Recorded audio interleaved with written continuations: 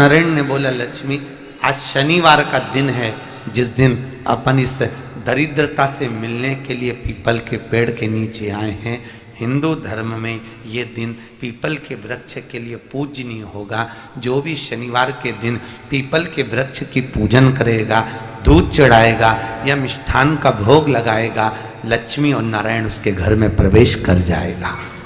लक्ष्मी और नारायण उसके घर में प्रवेश करेगा। इसलिए नियम बनाया। कौन से दिन का? शनिवार। लक्ष्मी जी बोली, नारायण आपने तो एक दिन का वार लिख दिया। शंकर जी ने 7 वार बनाए हैं, रविवार, सोमवार, मंगल, बुध, गुरु, शुक्र और शनि। ये शिव जी ने बनाया। अब एक दिन आपने अपना बना लिया, बाकी के दिन अगर कोई इस पीपल के वृक्ष के नीचे आएगा और यहां तो दरिद्रता बैठी है, तो उसका क्या होगा? भगवान नारायण बोले, सुन दरिद्रता, तेरे से एक विनती है, अगर कोई भी मनुष्य इस पीपल के पेड़ के नीचे अगर 7 दिन में आता है और उसके हाथ में अगर कोई सामग्री होती है तो तू उसके घर में प्रवेश नहीं करेगी। नियम है पीपल के वृक्ष का, या तो पानी का लोटा लेकर जाओ, कुंकू का चोपड़ा लेकर जाओ, शक्कर लेकर जाओ, या पेड़ के नीचे चींटी को डालने के लिए आटा ले जाओ, पर खाली हाथ पीपल के वृक्ष के नीचे कभी मत जाओ, कभी नहीं जाओ। खाली हाथ जाओगे तो दरिद्रता तुम्हारे घर में प्रवेश करेगी। दरिद्रता उठकर खड़ी होकर बोली, नारायण तुमने अपनी मनमानी करी है, एक दिन मुझे भी मेरा चाहिए। भगवान ने कहा, बोल कौन सा दिन चाहिए? दरिद्रता कहती है, रविवार के दिन इस पीपल के वृक्ष के नीचे मैं दिन भर नृत्य करूं, इसमें रहूं, और जो यहां आए रविवार को मैं उसके घर में प्रवेश करूं। भगवान ने कहा, ठीक है। दरिद्रता, रविवार का दिन एक ऐसा दिन रहेगा जिस दिन तू इस पीपल के वृक्ष के नीचे नृत्य करेगी, और जो आएगा इस पीपल के वृक्ष के नीचे तो उसके साथ प्रवेश करेगी। मैंने तुझे वर दिया। इसलिए हमारे यहाँ केवल पीपल का वृक्ष अगर दीवार में भी लग जाता है ना, किसी की फैक्ट्री की दीवार में, किसी के घर की दीवार में पीपल का वृक्ष अगर लग जाता है, पीपल का पौधा लग जाता है, उसको कितना भी तोड़ लो वो वापिस लग जाएगा।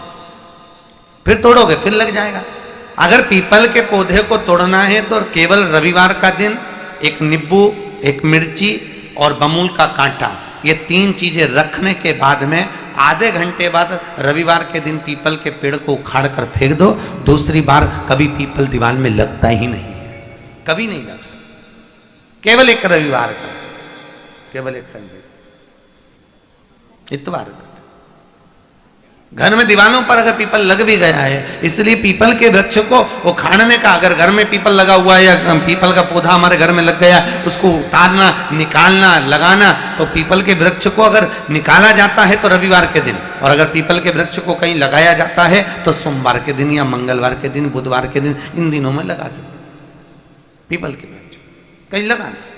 शनिवार का दिन एक ऐसा दिन होता है जिस दिन पीपल के वृक्ष को कहीं जाकर लगाया नहीं जाता, क्योंकि शनिवार के दिन पीपल के वृक्ष के नीचे लक्ष्मी रहती है। हम अपने हाथों से अगर पीपल का वृक्ष किसी दूसरी जगह पर शनिवार को रोपित करते हैं तो हमारे घर की लक्ष्मी अपने घर से छिन्न होकर चली जाती है।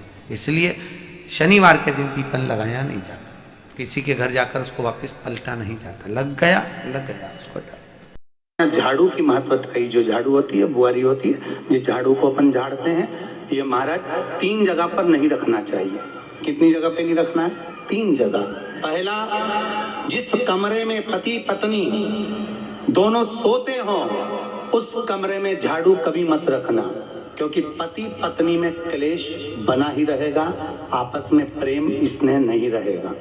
जिस कक्ष में पति पत्नी सोते हो, रहते हो, उस कमरे में झाड़ू कभी नहीं होना चाहिए, बुआरी नहीं होना चाहिए। दूसरा, जिस कक्ष में, हॉल में लोग आकर बैठते हो और वहां कोई सोफा सेट लगा हो, कोई पलंग लगा हो, उस पलंग के नीचे, उस सोफे के नीचे झाड़ू नहीं होना चाहिए। सास और बहू का संबंध अच्छा नहीं रहता, विवाद होगा ही, ये पक्का है। तीसरा, अन्नपूर्णा का स्थान जहां पर भोजन बनता है, आप भोजन करते हो, रसोई घर में झाड़ू नहीं होना चाहिए।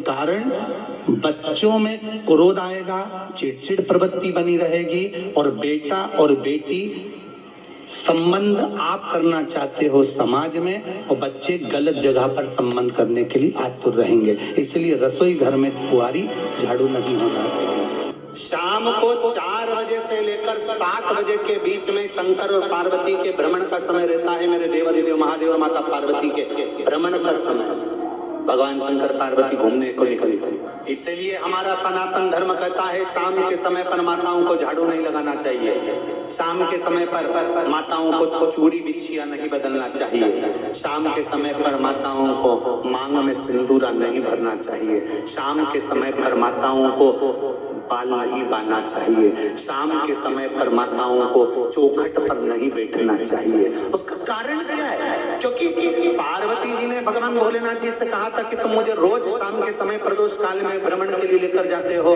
मेरे लिए आज्ञा क्या है? शंकर भगवान ने कहा सुनो पार्वती, मंदिर के अंदर नंदी रहता है, जाने वाला यात्री जब मंदिर में मेरा दर्शन करने आता है तो नंदी के कानों में कहकर जाता है कि शिव जी को मेरे यहाँ लेकर आना। मैं नंदी के अनुसार उनके घर जाता हूँ। मेरा काम है उनका कल्याण करना और तेरा काम है उनके घर की नारी को अखंड सौभाग्यवती का वर प्रदान करना, ये तेरा। तब पार्वती माता ने कहा अखंड सौभाग्यवती होने का वर मैं तो दे दूंगी, पर उस समय पर माताएं चूड़ी बदल रही होगी, हाथ से चूड़ी निकाल रही होगी, तुम्हें वर कैसे दे सकती हूँ? मांग भर रही होगी, तुम्हें वर कैसे दे सकती हूँ? उस समय पर चूड़ी बिछिया बदला जा रहा होगा, तुम्हें वर कैसे दे सकती हूँ? उस समय पर झाड़ू लग रही होगी तो मैं लक्ष्मी को वहां कैसे भेज सकती हूँ? आप बताओ। तो शंकर भगवान ने कहा प्रदोष का समय एक ऐसा समय होता है, शाम का समय ऐसा होता है जिस समय पर केवल शंकर और पार्वती की आराधना का समय होता है। हम तो कई लोगों से कहते हैं अगर आपके यहाँ संपदा नहीं आ रही है, बहुत मेहनत कर रहे हो, फल नहीं मिल रहा, कहीं नौकरी, कहीं सर्विस या कहीं व्यापार या व्यवसाय में कहीं तकलीफ आ रही है, हम सबसे कहते हैं शाम का समय पकड़ लो, शंकर जी के मंदिर में दिया लगाना प्रारंभ कर दो। शिव मंदिर में अगर दिया नहीं लगा रहे हो तो बेलपत्री के पेड़ के नीचे दिया लगा दो। बेलपत्री और शंकर जी के मंदिर में दिया नहीं लगा रहा तो शंकर जी के मंदिर के बाहर चौखट पर दिया लगा। इतना भी नहीं कर सकते तो अपने घर के बाहर अपने द्वार दिया लगा दो और शंकर जी के नाम का श्री शिवाय नमस्तुभ्यं बोलकर शंकर भगवान को याद कर कर अपनी कामना कर कर बाबा का स्मरण कर कर पंचाक्षर मंत्र नमः शिवाय, षडाक्षर मंत्र ओम नमः शिवाय, द्वादशाक्षर मंत्र ओम नमो भगवते वासुदेवाय, जो मंत्र तुमको याद है उसका स्मरण कर कर लक्ष्मी हो चाहे नारायण हो चाहे राम हो चाहे कृष्ण हो स्मरण कर कर शाम के समय बाहर दिया लगा दो, दरवाजे के पास लगा दो। वो सुनेगा जरूर, आएगा तो उसका वेलकम जरूर होगा और वो कुछ देकर जरूर जाएगा। नियम तो बनाओ, उसकी चौखट पर जाकर कहना प्रार्थना करो।